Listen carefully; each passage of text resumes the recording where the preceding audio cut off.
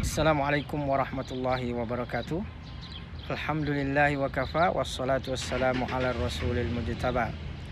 Para kaum muslimin dan muslimat yang dimuliakan Allah Subhanahu wa taala, kami berada di suatu tempat yang sangat bersejarah dan sungguh menjadi motivasi bagi kita semuanya.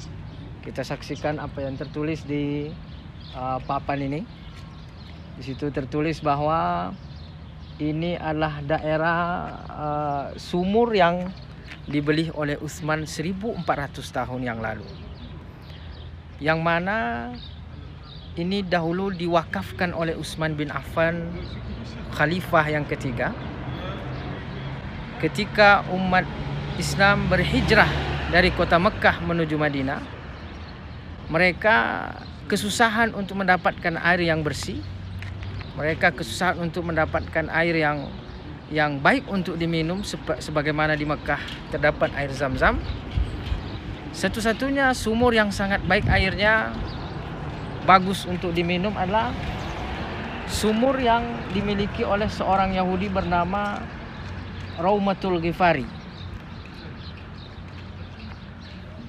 Nabi SAW melihat kondisi umat Islam yang sulit, maka Nabi SAW memberikan motivasi yang besar bahwa man yashtari raumata, barang siapa yang membeli sumur Rauma itu, kata Nabi SAW, bishirbin rawain fil jannah, lalu kemudian memberikan atau menyedekahkan untuk kaum muslimin, maka Allah akan balas dengan surga. Ketika Utsman bin Affan mendengar hadis Nabi tersebut, maka beliau sangat termotivasi untuk mendapatkan surga.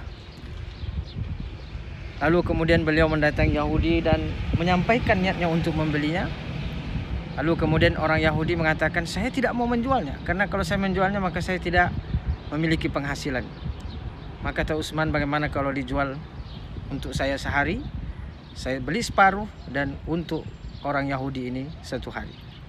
Dan orang Yahudi ini pun kemudian setuju. Lalu kemudian Utsman membelinya satu hari bergiliran. Dan ketika giliran untuk Utsman bin Affan, diumumkanlah dan dipersilahkan untuk seluruh kaum muslimin ketika itu, para kaum muhajirin dan ansor, untuk menggunakan air tersebut. Sehingga kaum muslimin, para sahabat ketika itu, ketika giliran Utsman, maka mereka pergi mengambil air, disimpannya dalam waktu untuk 2 hari untuk dipakainya. Lalu kemudian ketika giliran orang Yahudi, maka pembeli menjadi sepi. Lalu kemudian karena merasa dirugikan, akhirnya beliau menjual seluruhnya kepada Utsman bin Affan radhiyallahu anhu. Inilah daerahnya, tempat yang kita saksikan ini. Dan sampai sekarang sumur tersebut airnya masih mengalir dan dimanfaatkan untuk perkebunan sekitarnya yang sudah dikelola oleh pemerintah Saudi, yang mana ini menunjukkan tentang motivasi orang mukmin di dalam memanfaatkan atau menggunakan hartanya di jalan Allah Subhanahu wa taala. Nabi sallallahu alaihi wasallam bersabda, "Idza mata ibnu Adam inqata'a 'amaluhu illa min thalathin." Ketika anak Adam meninggal, maka terputuslah semua amalnya kecuali 3 perkara. Di antaranya, kata Nabi sallallahu alaihi wasallam, adalah sedekahun jariyah. Kata para ulama, sedekahun jariyah itu adalah wakaf yang mana tidak terhenti.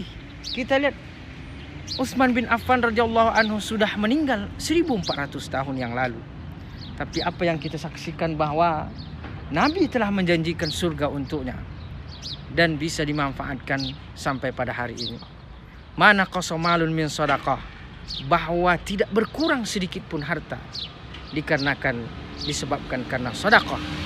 Maka lillahi baqiyah, bahwa jika diperuntukkan untuk Allah, maka itu akan abadi, akan dinikmati baik di dunia maupun di akhirat.